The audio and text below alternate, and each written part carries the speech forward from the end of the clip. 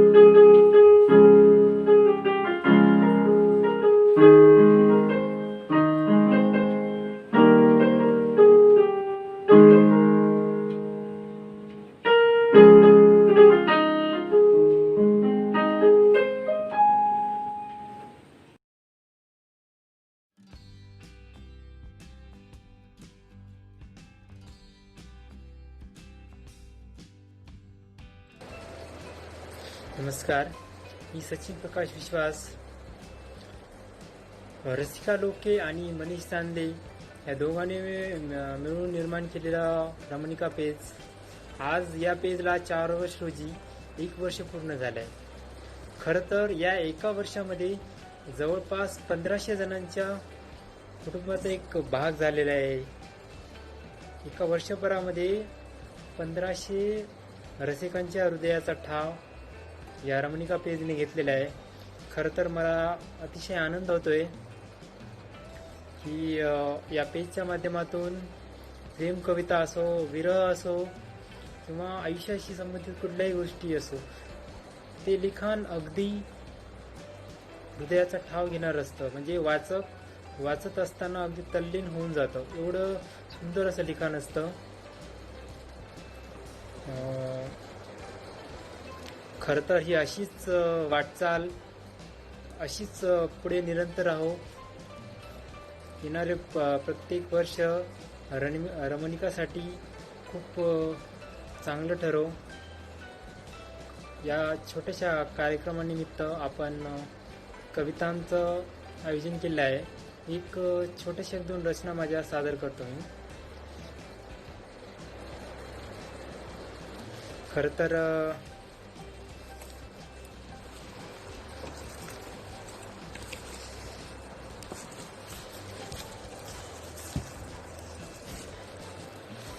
तर माझी हेतूच म्हणजे कविता मी सादर करतो.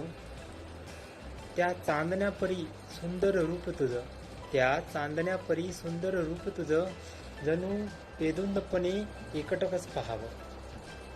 त्या चांदण्या परी सुंदर रूप तुझं, जणू बेधुंदपणे एकटकच पाहावं.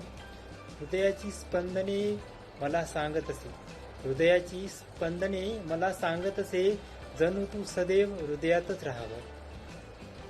शब्दातून व्यक्त होणारं मन, शब्दातून व्यक्त होणारं मन, तुझ्याबद्दल काय किती लिहावं. मनातील अंतरंगाची निखळ प्रेम, मनातील अंतरंगाची निखळ प्रेम, जणू उंदळी तुझ्या रिक्त व्हावं. मनाला आस तुझीच लागता, मनाला आस तुझीच लागता, डोळ्यात प्रतिबिंब तुझंच दिसावं. हृदयाच्या त्या बंद कोपऱ्यात, हृदयाच्या त्या बंद कोपऱ्यात, सदैव तुझंच गाव वसावं. एकदा तरी माझ्याकडे पाहून, एकदा तरी माझ्याकडे पाहून, हृदयातून तू निखळ हसावं. तुझ्या त्या निखळ हास्यातच मी मात्र पुरेपूर फसावं. हृदयाच्या त्या स्पंदनात, हृदयाच्या त्या स्पंदनात, जणू तू ठाण मांडून बसावं.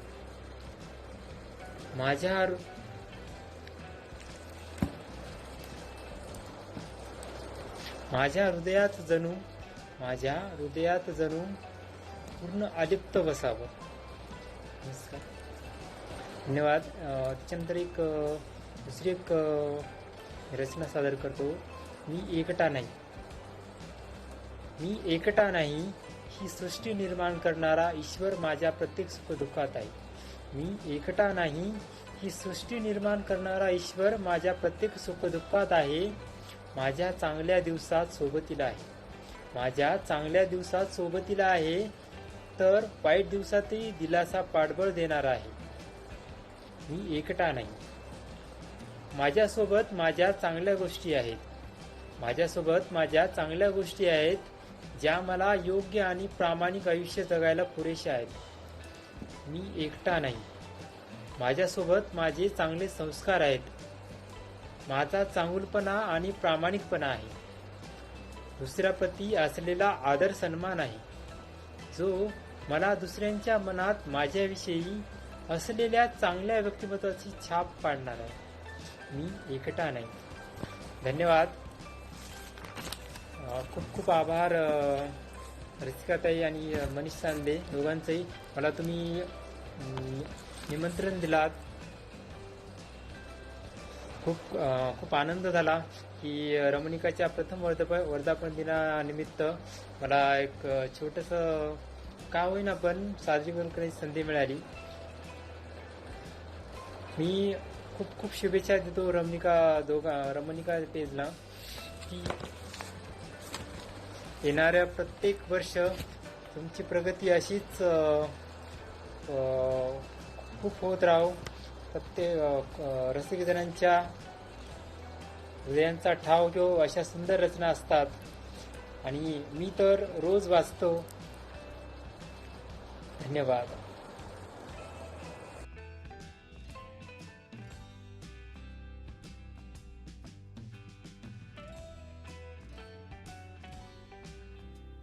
नमस्कार, मी रुचा निलिमा. कसे आहात सगळे? आता सध्या लॉकडाऊन चालू आहे. घरी आहात ना? स्वतःची काळजी घेताय ना? घरी आहात, स्वतःची काळजी घ्या. आपली तब्येत सुधरवा. आणि सगळ्यात महत्त्वाचं म्हणजे एक प्रश्न विचारायचा आहे. रमणिका पेजवरच्या सगळ्या कविता वाचताय ना? कविता, कथा, लेख खूप छान छान असतात. आणि माझ्या सगळ्यात आवडतं फेसबुक पेज आत्तापर्यंतचं रमणिका आहे, कारण त्याच्यावरच्या सगळ्या कविता मला आवडतात.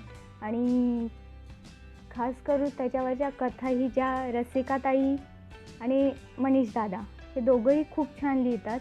आणि रसिकाताईची या प्रत्येक कथा मला आवडते आणि तिला मी गमतीने ज्युनियर नारायण धारप असंही म्हणते. आणि मनीष दादा तर रोमॅन्टिक कवितांचा तो सम्राटच आहे. आणि धन्यवाद तुम्हा दोघांना की तुम्ही आज माझ्या आवडत्या पेज, माझं सगळ्यात आवडतं रमणिका हे पेज, त्याच्या पहिल्या वर्धापन दिनानिमित्त मला आमंत्रित केलं आहे एक कवयित्री म्हणून.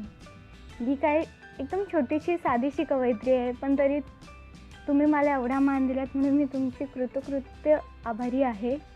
आणि रमणिकावरच्या प्रत्येक कविता मी वाचते. फेसबुकवरच्या नसल्या तरी इंस्टाग्रामवरच्या सगळ्या कविता मी वाचते. कथाही ऐकते, मला खूप आवडतात. आणि या वर्धापन दिनानिमित्त तुम्हा दोघांना हार्दिक शुभेच्छा. आणि आज रमणिकाचे जवळजवळ 1,500 फॉलोअर्स आहेत, म्हणजे मेंबर्स असंच काही म्हणता येईल. पण मला वाटतं पुढच्या वर्षीपर्यंत हे 1,500चे 15-20 हजारापर्यंत तर आरामात होतील, कारण तुमच्या लिखाणावर माझा पूर्णपणे विश्वास आहे. आणि आजचा हा खूप आनंदाचा दिवस आहे, तर मला माझ्या कविताही सादर करता येतील. तर मी तुम्हाला थोडंसं माझ्या कवितांविषयी सांगू इच्छिते की मी पण फेसबुकवर माझ्याही कविता टाकत असते. मी इयत्ता 4थीपासून कविता लिहिते, कथा लिहिते. 5वीपासून कथा लिहायला सुरुवात केली. पण मी सगळ्यात पहिली कविता घेणार आहे ती रमणिकाचीच घेणार आहे, म्हणजे रसिकाताई आणि मनीष दादा या दोघांच्या कविता या दोघांची एक कविता म्हणजे ती रमणिकाची कविता आहे, क्षण, जी मला अतिशय आवडते आणि ती मी माझ्या वहीतही लिहून ठेवली आहे. तर सुरुवात करते. क्षण. क्षण क्षण ओसरतो, क्षण क्षण ओसरतो, तुझी सतत आठवण करून देतो. क्षण क्षण ओसरतो, तुझी सतत आठवण करून देतो. अवकाळी पावसासारखा तोही थैमान मांडून जातो. नासधूस करतो मनाची वेदनाही तो देतो. का कुणास ठाऊक कोणत्या जन्माची वैर घेऊन जातो. कुठल्या जन्माची वैर घेऊन जातो. कदाचित कळत असेलही त्या क्षणाला असे बरसणे योग्य नाही. कदाचित कळत असेलही त्या क्षणाला असे बरसणे योग्य नाही. पण तरीही त्याच्या आठवणीत अश्रू ओघळून जातात ना काही. खोटं अवसान या आठवणींच्या पुरात कधीच गळून पडते. तरी सुद्धा त्या क्षणाला पुन्हा परतायचे कसे कळते. ही माझी सगळ्यात आवडती रमणिकावरची कविता आहे. आणि त्यांच्या प्रेम कविताही खूप छान आहेत, पण मी ही मुद्दामून घेतली कारण मला ही अतिशय आवडते कविता आणि मी माझ्या कवितांच्या वहीतच ही टिपून ठेवली आहे. आता मी तुमच्यासमोर माझी स्वतःची एक कविता म्हणून दाखवते. ती आहे मुक्तछंदातली आणि कवितेचं शीर्षक आहे ग्रॅमाफोनची तबकडी. सगळ्यांना ग्रॅमाफोन तर माहिती असेल, कवी आहोत आपण, आपल्याला ग्रॅमाफोन तर माहितीच असायला हवा. तर सुरुवात करते. ग्रॅमाफोनची तबकडी जशी गोल गोल फिरते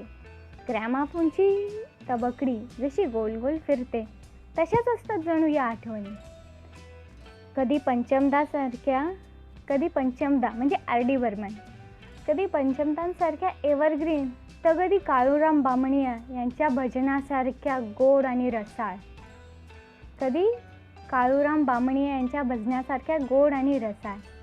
जसे पावसाआधी दाटून आलेले मळब, जसे पावसाआधी दाटून आलेले मळब आणि हलक्या सरी बरसल्या तर त्याच्या आनंदात उसळणारी ती एक एक फेसाळ लाट, आणि हलक्या सरी बरसल्यानंतर त्याच्या आनंदात उसळणारी ती एक एक फेसाळ लाट. तरी त्या आठवणी जाग्या ठेवायला हवीस ना ग्रॅमोफोनची गरज. तरी त्या आठवणी जाग्या ठेवायला हवीस ना ग्रॅमोफोनची गरज. अचानक न आवडणाऱ्या गोष्टी आवडणं, अचानक न आवडणाऱ्या गोष्टी आवडणं, आईच्या हातची नक्षी असलेल्या टेबल क्लॉथकडे बघून ते शिकण्याची इच्छा व्यक्त होणं, आईच्या हातची नक्षी असलेल्या टेबल क्लॉथकडे बघून ते शिकण्याची इच्छा व्यक्त करणं, त्याचे नवे नवे बारीक कलाकुसर केलेले रंग हुडकणं, अंगणात स्वतःहून उगवलेल्या भलत्याच गवत फुलावर जडलेला जीव, अंगणात स्वतःहून उगवलेल्या भलत्याच गवत फुलावर जडलेला जीव. सारं काही अजब आणि आपलेसे करून घेण्याचा कधीच मोह आवरत नाही. सारे काही अजब आणि आपलेसे करून घेण्याचा मोह कधी आवरत नाही. तेव्हा आठवण येते तुझी, म्हणजेच दुसरं कोणी नाही, ती माझ्यातलीच मी, म्हणजे दुसरं कोणी नाही, माझ्यातलीच मी. पण त्या ग्रॅमाफोनवर अर्धवट सोडून दिलेली ती गाणी, सोडून दिलेली अर्धवट गाणी, त्यांचं काय? ते पुन्हा एकदा ऐकावे, मग पुन्हा ऐकू येतं ते आपण सोडलेलं ते गाणं, त्या गाण्यामागे सोडलेली आपली एक एक आठवण. आणि आता मी पुढची आता कृष्ण जन्माष्टमी येत आहे आणि कृष्ण हा प्रेमाचा प्रतीकही आहे. आणि मी पण एक प्रेम कविता लिहिण्याचा प्रयत्न केला आहे आणि कवितेचे शीर्षक आहे अनुरागिनी. आणि अनुरागिनीचा अर्थ दासी होतो. आणि मी सादर करते कविता. तू माझा सावळा कृष्ण, होईन मी तुझी रुक्मिणी. तू माझा सावळा कृष्ण, होईन मी तुझी रुक्मिणी. कारण राधा होऊन जगणे मज वाटे अनुरागिनी. यमुना जळी निळसर काठी, बावरी झाले मी जराशी. तुझ्या माझ्या प्रीतीची ती खूण आठवते नाजूकशी. सुरात तुझ्या तल्लीन झाले, मंत्रमुग्ध होऊन शहारले. विरहात अथांग आकंठ मी बुडाले. रचलेस तू प्रेमकाव्य, मखमली मोरपिशी स्पर्शाने. मन भावना जाणून घे आता, मम प्रियकर मधुर हर्षाने.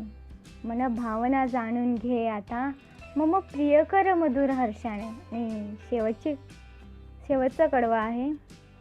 झाल्या तिन्ही सांजा ऐक माझी आळवणी, म्हणजे विनवणी. झाल्या तिन्ही सांजा ऐक माझी आळवणी. आता राधा होऊन जगणे मज वाटे अनुरागिनी. आणि पुनश्च धन्यवाद रसिका ताई आणि मनीष दादा यांना की त्यांनी एवढी छान संधी मला उपलब्ध करून दिली लाईव्ह येण्याची ह्या पेजवर. आणि त्यासाठी मी त्यांची खूप आभारी आहे. तुम्हाला खूप खूप शुभेच्छा पहिल्या वर्धापन दिनाच्या. आणि तुमचं साहित्य असंच आम्हाला खेळवून ठेवेल, आम्हाला आवडत राहील आणि मी सतत वाचत राहू ह्या मी तुम्हाला शुभेच्छा देते.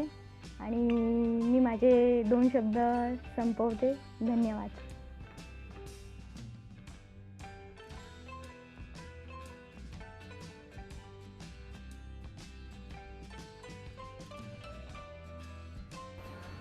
नमस्कार मित्रांनो, माझं नाव स्वरूप शशिकांत सावंत, कवी, लेखक आणि गायक.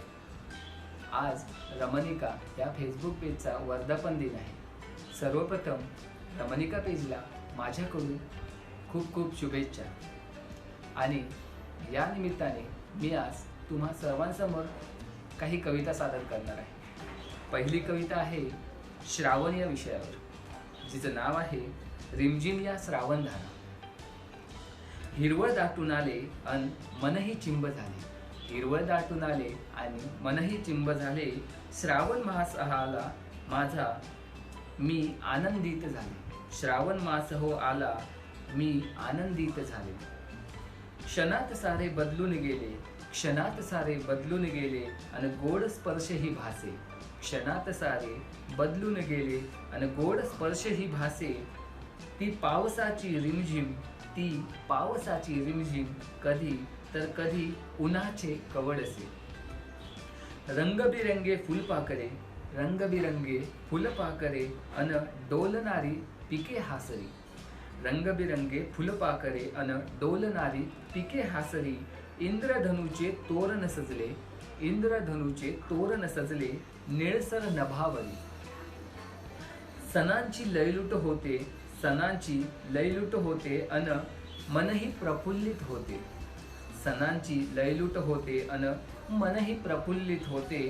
चराचरी पूजा अर्चा, चराचरी पूजा अर्चा आणि सृष्टी भक्तिमय होते. ओलसर त्या पहाटवेळी प्राजक्तही मनी लाजला, ओलसर त्या पहाटवेळी प्राजक्तही मनी लाजला. सावरताच धवल सर्वांगा, सावरताच धवल सर्वांगा, केशरासह तो लडखडला. व्रतवैकल्य मनी ठासली, व्रतवैकल्य मनी ठासली, साज शृंगांनी लाली आली, व्रतवैकल्य मनी ठासली, साज शृंगांनी लाली आली. श्रावण मासी ही कविता, श्रावण मासी ही कविता रचली, भावनाही त्यात उतरली, श्रावण मासी ही कविता रचली, भावनाही त्यात उतरली. दुसरी कविता मी सादर करतोय, जिचं नाव आहे गालावरती ओघळला तो पावसाचा थेंब, गालावरती ओघळला तो पावसाचा थेंब. तू तू अन मी खट्याळ पाऊस हा सोबती, तू अन मी खट्याळ पाऊस हा सोबती. ओघळला गालावर, ओघळला गालावर नटखट थेंब, तो मनात आली भरती, ती मनात आली भरती, माझ्या मनात आली भरती. का हवा आसरा, का हवा आसरा आणि का हवा तो निवारा, का हवा तो आसरा आणि का हवा तो निवारा. बेधुंद भिजवून जाऊ, बेधुंद भिजवून जाऊ आपण, सखे तोड मनाचा पहारा, सखे तोड मनाचा पहारा.